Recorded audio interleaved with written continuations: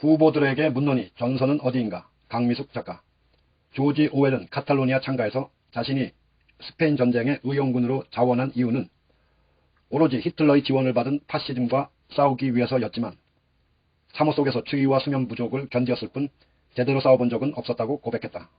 무기는커녕 보급품도 없는 전선에서 오직 추위와 굶주림과 싸우다 150일 만에 바르셀로나로 돌아왔을 때 그가 목도한 것은 의용군에 대한 악의적인 조롱이었고 전선은 이미 먼 신화 속 이야기가 되어 있었다. 의용군이 맨몸으로 전선을 지탱하고 있을 때 인민군은 후방에서 훈련을 하거나 영웅적인 대접을 받고 있었으며 모든 공격은 인민군이 비난은 의용군이 받는 것을 보고 이 전쟁이 잘못돼도 한참 잘못된 것임을 깨닫는다. 전선에서 먼 곳에 있는 좌파 언론도 우파 언론만큼이나 거짓되고 고의적인 왜곡을 일삼는다는 것도. 그럼에도 불구하고 무엇을 위해 싸우냐 묻는다면 공동의 품위를 위해서라고 대답했을 거라고 했다. 아라곤에 모여든 노동자 계급 출신이 대부분인 의용군들은 오직 평등을 위해 목숨을 거는 이들이었으므로 동지라는 말이 진정한 동지적 관계를 의미하는 것이었다고 말이다. 카탈로니아에서 계급 없는 사회의 축소판이라 표현한 평등한 공동체 경험은 자신의 모든 것을 뒤바꿔 놓을 만큼 강렬한 것이었다고 밝혔다. 스페인 내전에서 전선과 후방의 분열적인 경험, 아무도 전면적인 내전을 원하지 않는다는 본질은 그의 정치적 글쓰기 바탕이 되어 고스란히 동물농장과 그의 모든 작품을 관통하는 핵심이 된다. 손자병법도 모르고 전쟁의 전략 전술에 대해서도 모르지만 크고 작은 싸움을 할 때 전선을 어떻게 규정할 것인가는 매우 중요한 과제일 것이다.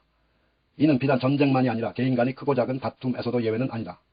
전선과 후방과의 긴밀한 협력과 전략에 근거한 다양한 전술 구사가 중요하겠지만 무엇보다도 전선의 성격 규정이 승패를 결정짓는 것이니 전선을 분명하게 설정한 컨트롤 타워가 없는 전쟁은 병사들이 무의미한 희생이 따를 수밖에 없다. 과거 적어도 신자유주의 이행기까지의 전선은 반독재, 반민주, 반노동, 반통일 세력이라는 분명한 적이 있었기에 단순하고 명쾌했다.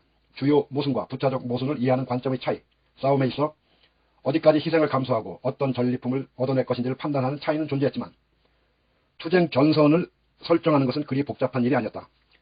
이제는 수많은 복잡성으로 인해 전선이 교차하거나 은폐되며 모호해지긴 했지만 작년 8월 조국 민정수석이 법무부 장관 후보로 지명되는 순간부터 오늘에 이르기까지 전선은 논란의 여지가 없다.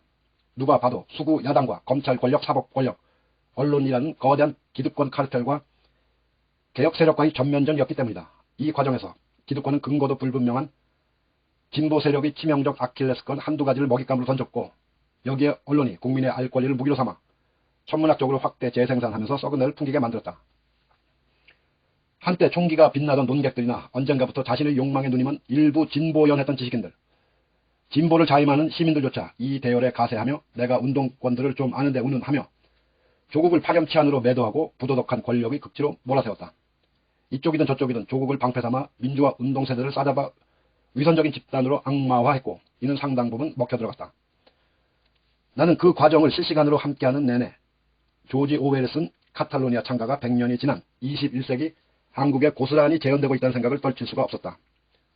알다시피 스페인 혁명이 성공했다면 독일의 진출을 막을 수 있었을 것이고 2차 세계대전도 막을 수 있었을지도 모른다. 하지만 소련과 동맹을 맺거나 군사협력을 맺은 나라들은 반혁명의 편에 섰으니 오웰이 지적대로 스페인 혁명을 가로막은 세력은 파시즘이 아니라 좌파 세력이었다는 것은 부정할 수 없는 일이었다. 당시 소련을 배후에 둔 공산당은 전력을 다해 혁명에 반대했으며 왜곡 보도와 진실을 날조하는 것도 다름 아닌 좌파 언론이었다는 것. 카탈로니아 전선에 있는 의용군의 민주적 분위기로 혁명적 사상들이 양성된 것을 누구보다 잘 아는 공산주의자들은 계급 간 평등 원칙을 비난하며 왜곡시켰다는 사실. 극과 극은 통한다는 스페인 내전의 비감한 현실이 마치 데칼코마니처럼 조국 정국에서 재현됐다. 지금 민주당 경선의 두 선두 주자들은 전선을 큰 틀에서 보지 않고 국회의원들을 앞세워 지역 차별 같은 작은 싸움에 급급해 있는 것처럼 보인다. 줄리 벽화와 쇼커테러에 대한 분노는 시민들에게 맡겨도 된다. 100번 양보해 개인의 이름으로 말하는 것까지는 그렇다 쳐도 굳이 캠프 대변인이나 국회 부의장 이름을 걸고 언급할 만한 사안인가 말이다. 몇몇 국회의원의 SNS 계정을 보면 이분들은 자신의 포지션이 무엇인지 잘 모르는 게 아닌가 하는 생각이 들 때가 많다. 왈왈거리는 것은 그 힘을 갖고 있지 않은 시민들이 해도 충분하다. 시민들은 조민을 조민이라 부르지 못하고 김학의를 김학이라 부르지 못하며 줄리를 줄리라 부르지 못하게 만든 어처구니 없는 정치판에 진절머리가 나 있다. 국회의원이라는 자리는 사회현상이나 사건에 일일이 안타깝다거나 분노한다고 말하는 자리가 아니라 안타까운 일을 없애고 분노하는 지점에 타격을 가하는 일을 해야 하는 자리다. 당신들은 개탄과 통탄을 말로 하는 것이 아니라 그 찢어지는 가슴을 법안으로 말하고 의회 투쟁으로 증명해 보이면 되는 것이다. 지난 2년 동안 전선을 외면한 것은 다름 아닌 민주당과 174명의 국회의원이었다. 조국과 그 가족이 법치국가가 보장하는 그 어떠한 인권도 보장받지 못한 채 도륙당하고 있을 때 민주당은 침묵했고 국회의원들은 협치를 말했으며 당대표는 엄중하게 고심한 끝에 나라를 일본과 자본, 측근에 팔아먹은 두 전직의 사면을 말했다. 조국 장관이 가족을 눈보라치는 광야의 인질로 세워둔 채 36일간 법무부 장관으로서 죽을 힘을 다해 검찰개혁의 교두보를 마련하는 동안 그가 사임하고 아무도 나서지 못할 때 오직 개혁만이 살 길이라며 기꺼이 너덜너덜한 깃발을 고추 세우며 추미애가 1년 1개월 동안 윤석열과 정면으로 맞서 검찰개혁에 한 걸음 더 나아갈 때 전선을 분명하게 인식한 것은 다름 아닌 촛불 시민들이었다. 무기 하나 없는 촛불 시민들만이 평등과 정의, 인권과 권력기관 개혁의 완수를 외치며 전선을 잊지 말 것을 주문했다. 조지 오웰이 전선의 참혹한 참호 안에서 밑창 떨어진 군화로 총도 탄약도 없이 오직 확성기 하나로 파시스트 병사들에게 너희 자신의 계급에 대해 대항해서 싸우지 말라거나 혁명적인 구호를 외쳤듯 촛불 시민들에게 주어진 무기도 오직 SNS뿐이었다. 오웰이 부상으로 후방으로 나왔을 때 전선에서는 돈으로도 구하지 못해 발을 굴렀던 총은 멋진 여름 양복을 입은 인민군 장교의 허리춤에서 자동 권총으로 빛나고 있음을 보았듯 우리에게도 정작 파괴력 있는 무기를 가지고 있던 몰빵 국회의원님들은 그 무기를 장식용으로 윤기나게 닫고 있을 뿐이었다.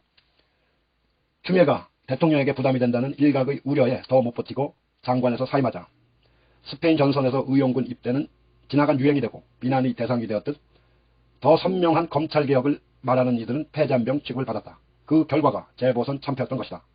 그럼에도 조국과 추미애를 손절하지 않은 탓이라며 해인을 제대로 짚지 않은 결과 개혁입법에 박차를 가하겠다는 민주당은 법사위를 포함한 7개의 상임위를 너그럽게 양보하고 이재명과 이낙연 뒤에 숨어 저울질만 하고 있다. 전선을 더욱 분명히 해야 할 시점의 말이다. 조국이 승냥이 같은 기득권 카르텔에 먹잇감이 되어 갈갈이 물어뜯길 때 그의 곁에 아무도 없었듯 선명한 개혁을 말하는 추미애에게 현직 국회의원이 아무도 없는 것이 민주당의 개탄스러운 현실이다. 이는 역설적으로 진짜 대통령감이 누구인지 증명하는 것이기도 하다. 조국 일가가 지독한 인권 유린을 당할 때 한마디도 하지 않던 이들이 실체도 불분명한 줄리의 명예를 훼손했다며 발빠르게 표현의 자유를 넘어선 명백한 인권 침해임을 천명하는 국회 부의장이나 캠프 대변인, 개인의 삶을 송두리째 부정하는 행위라며 사회적 폭력 운운하는 민주당과 국회의원들이 부끄럽다. 전선을 제대로 설정하지도 못한 지도부는 전쟁을 참화로 몰아넣고 전사와 양민들을 희생시킨다. 풍자와 해양마저도 금도를 넘었다며 시민을 비난하는 후보, 국회 부의장, 국회의원들이 참 못났다. 그 엄청난 힘을 가진 칼을 왜 윤석열과 그의 구린내 나는 가족들이 아니라 선량한 자영업자, 시민을 향해 빼어드는 것인가?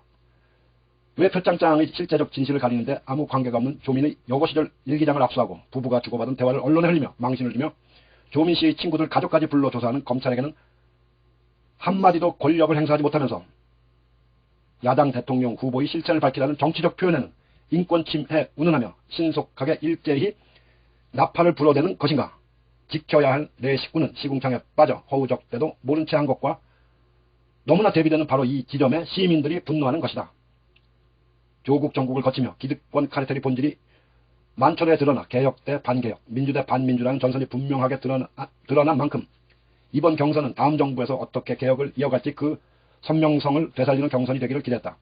그 과정에서 누가 최종 후보가 되든 촛불 시민의 개혁에 대한 열망을 한 사람에게 수렴하여 20년 장기 집권의 플랜을 마련하면 좋겠다고 생각했다.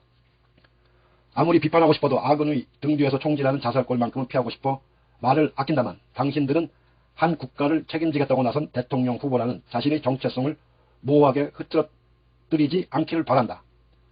비록 당내 경선이라 할지라도 전술적인 전선과 전략적인 전선을 분명히 하고 이리 일비하지 말며 한 걸음 앞, 아니 10보, 100보 앞을 내다보는 해안을 갖고 있다는 신뢰를 주길 바란다.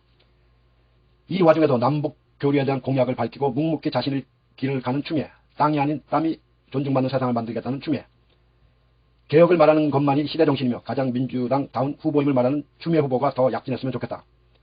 나는 추미애야말로 가장 품이 있고 자신의 유불리가 아니라 민주당의 승리를 위해 자신을 쓸 줄 알며 전선이라는 큰 틀에서 원칙적으로 싸울 줄 아는 가장 민주당 후보다운 후보라고 생각한다.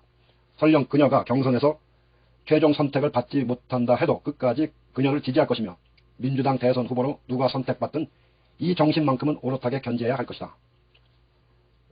오는 8월 10일에 열리는 정경심 교수의 항소심 선고 결과에 따라 이번 대선의 성격이 결정될 거라고 생각한다. 조국은 당신들이 버려야 할 카드가 아니라 대선 승리로 가는 교두보가 될 것이며 바로 그 지점에 바리케이드를 쳐야 할 것이다. 불리하면 버리고 유리하면 취하는 게 당신들 특기라 해도 이번만큼은 당신 자신들을 위해서라도 전선을 제대로 읽기를 바란다. 조국과 정경심, 추미애와 문재인을 지켜내고자 시민들이 육탄으로 지키고 서 있는 전선. 이곳이 오웰이 스페인은 미워해도 스페인 사람들은 미워할 수 없다고 한 진정한 해방구 카탈로니아이며 카탈로니아 창가는 여전히 유효하다. 강미숙 작가.